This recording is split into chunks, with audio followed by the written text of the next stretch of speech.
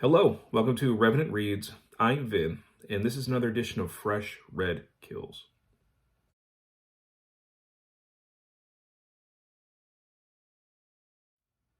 So, Fresh Red Kills is where I talk about the books that I've recently read.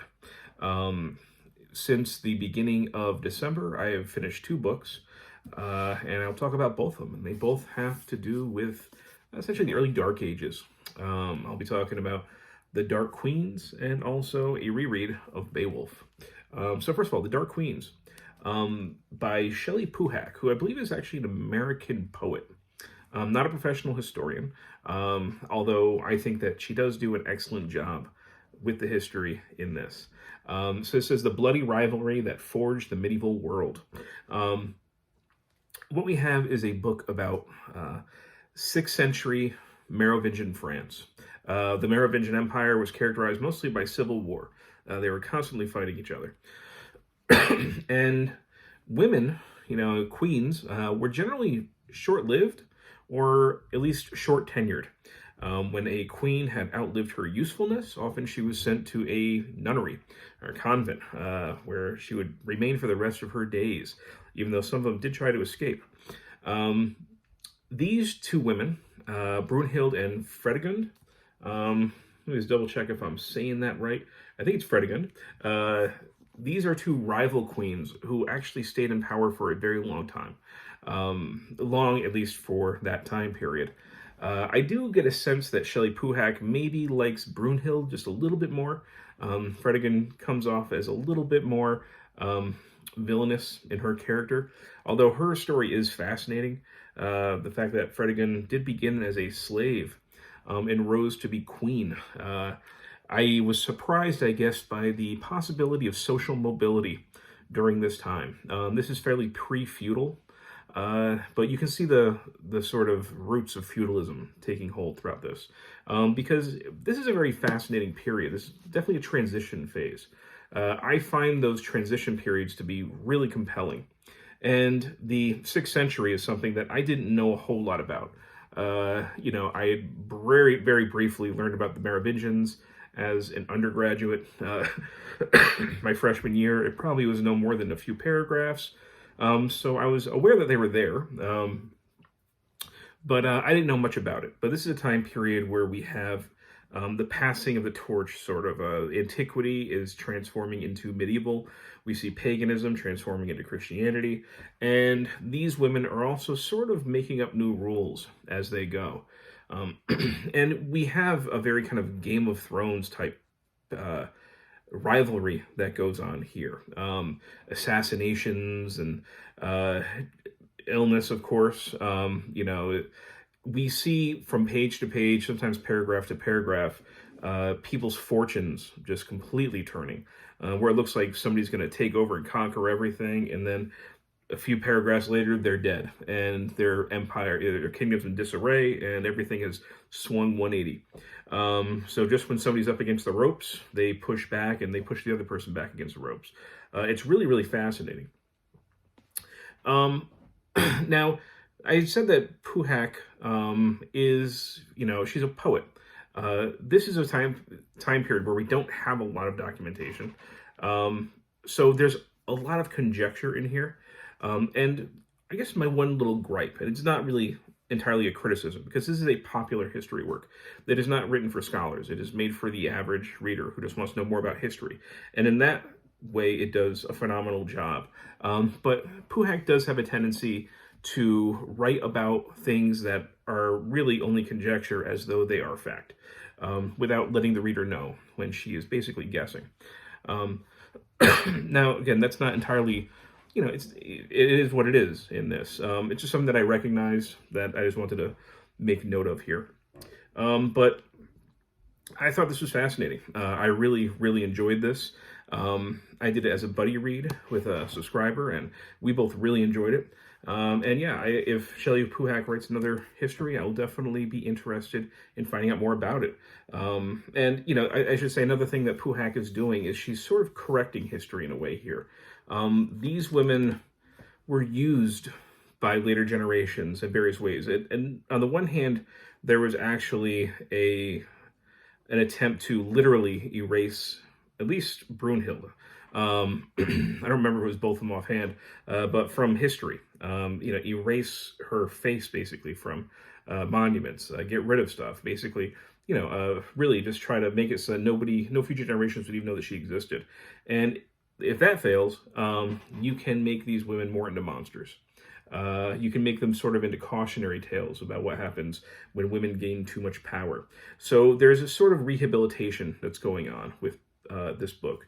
What Puhak is doing is trying to, I think, show these women maybe in a way that they would recognize themselves, that these were capable rulers. They were crafty, they were tough, they were brave, and sometimes they were vicious. So yeah, I really enjoyed this one. This was great, and it really kind of whet my appetite for that time period. I wanted to stay within that. So it made me want to reread, actually, Beowulf.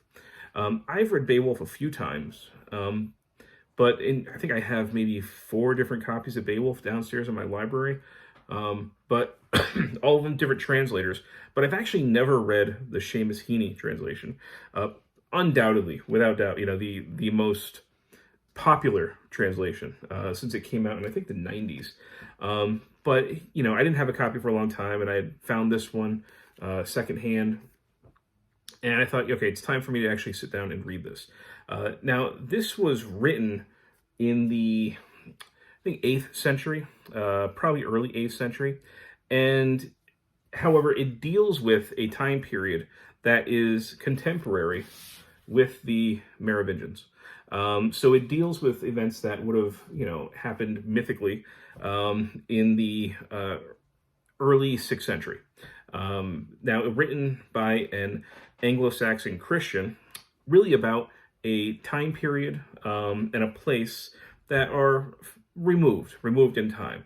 He's writing about his ancestors, who were not in England, they would have been, Denmark or Sweden, which is where this story takes place.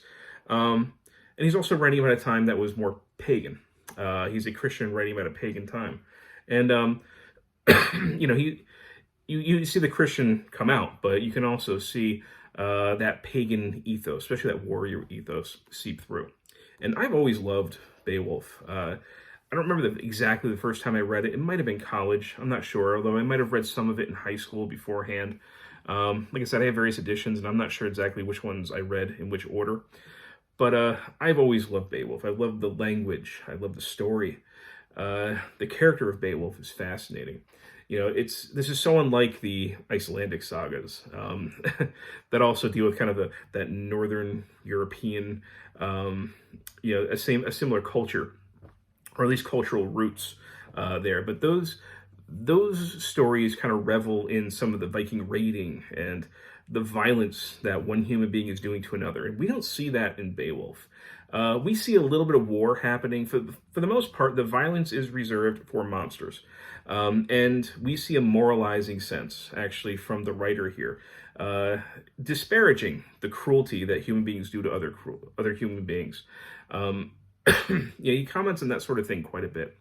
And Beowulf himself is a really interesting character. He begins the story as this boastful, sort of arrogant young warrior, capable.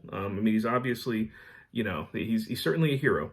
And he's got basically, superhuman strength and abilities. But he's arrogant, and especially in his first battle with Grendel. Minor spoilers here. This is over 1,000 years old. He's humbled, I think, though, as a character after his encounter with Grendel's mother, when he doesn't come out of that as easily as maybe he thought he was going to. And then by the end of it, we see him as kind of a wise old king. And he is accepting his fate to fight this terrible dragon in order to save his people. We kind of see in the beginning, how his attitude changes, his maybe sympathy, and the sort of, I guess we can say, I'm trying to think of the word, the responsibility maybe, that he feels for the lives of those around him when he's laying inside the mead hall. Herat, the great meat hall, waiting for Grendel to kind of come and take him on. He hears one of his men being brutally murdered, and he doesn't stop it. He just sits there and waits for Grendel to come. Meanwhile, the king, Hrothgar,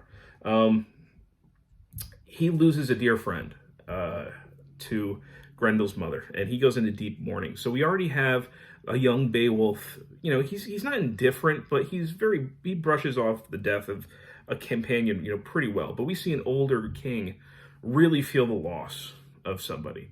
And then by the time Beowulf is old, he's really, I think, feeling the weight of the responsibility of the lives of people around him. He's had time to grieve and to feel the sting of death more keenly. It's fascinating. This is an epic poem which is very thoughtful when it comes to aging and death and meeting one's end. Everything comes to an end, and you may be strong and virile now, but that will fade. That will go away. So there is, every time I read this, I find more and more to love about Beowulf.